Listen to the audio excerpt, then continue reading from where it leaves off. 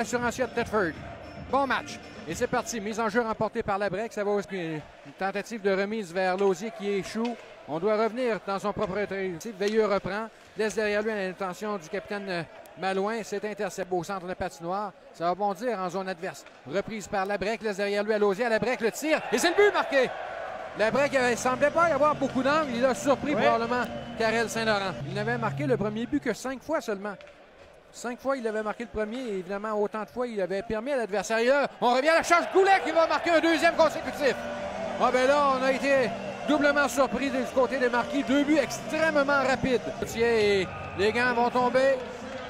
On veut tenter de secouer quelque chose là, du côté des Marquis. Il forme face à Bellemare et Bellemare qui il va d'une gauche et... Ça a été effleuré, ça revient néanmoins à rien d'autre à l'embouchure du filet pour Paradis. Et c'est le but marqué par Picard. 2-1, on a réduit la marque. L'écart. On l'avait dit, Mario, c'était une belle opportunité. Ça a traversé le demi-cercle du gardien pour revenir dans le coin. Bataille. On y va d'une mise en échec ici, mais c'est Simard qui en profite pour reprendre. À Picard, le tir, l'arrêt du bout de la jambière. Retour à Narbonne. Et c'est le but marqué. L'égalité 2-2. Et je pense que Étienne Marcoux a perdu la rondelle de vue parce que... Passe dangereusement devant. Véropol qui a failli réussir à intercepter. C'est ça, la descente à 2 contre 1 du côté de Goulet en compagnie de la Rivière. Derrière, c'est Poudrier. Et beau jeu de Narbonne qui a plongé pour Poudrier de reprendre. Se donne un angle de tir. Ça a été touché devant le filet. Le mieux sur le retour, c'est dévié. Le retour à nouveau à Poudrier qui s'arrête. Et le bas de l'arrière du filet. Et c'est Goulet qui redonne les devants à l'Assurantia. Eh bien, ça ira à Ouellet. Et dans le cercle de mise en jeu, c'est le but! C'est l'égalité créée. 3-3. On s'est bien échangé le disque. Ouais.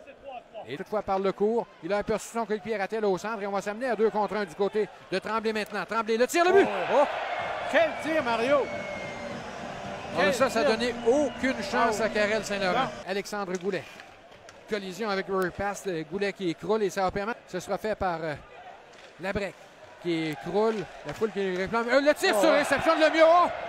Et le but, 5-3 Thetford. Quel beau jeu, Mario.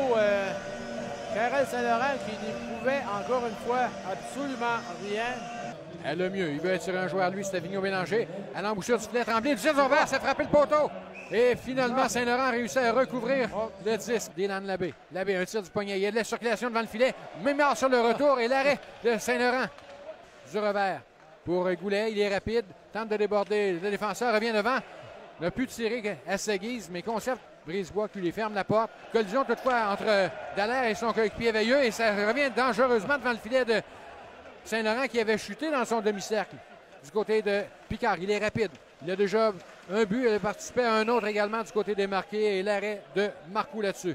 Lafontaine, Simard a repéré Brisebois, le tir devant le filet, le tir, c'est le but marqué par Christian Ouellet, c'est 5-4. Oh, ça resserre le match, là, on a cafouillé Mario du côté de l'Assurantia et les marques. À 3 contre 1, Goulet dans le coin, la remise devant, c'est la Rivière qui se fait voler, ça revient dans l'enclave jusqu'à la ligne 2, le tir de Labbé, l'arrêt avec le bloqueur. Ouellet qui voit sa passe interceptée par Labrec vers Mimard, on entre en territoire adverse, le tir de Mimard, le but! Oh, qu'est-ce qu'il a! Et je pense, Mario, ça a dévié. Ça a surpris. Je pense que ça a dévié sur son bâton.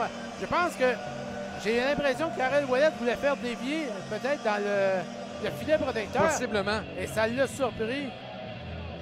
J'ai hâte de voir la reprise. Le tir de Mimard, effectivement, à Ouellet au point d'appui.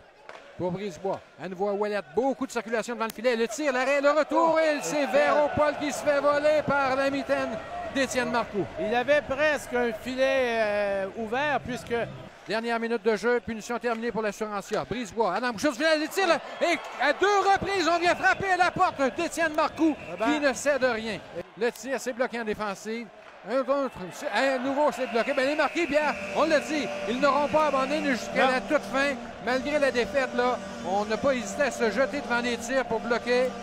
Et ça confirme donc cette 6e victoire consécutive de l'Assurantia de Thetford. Oui. Les Marquis qui vont rentrer à Jonquière avec une défaite qui met donc un terme à 2 victoires consécutives.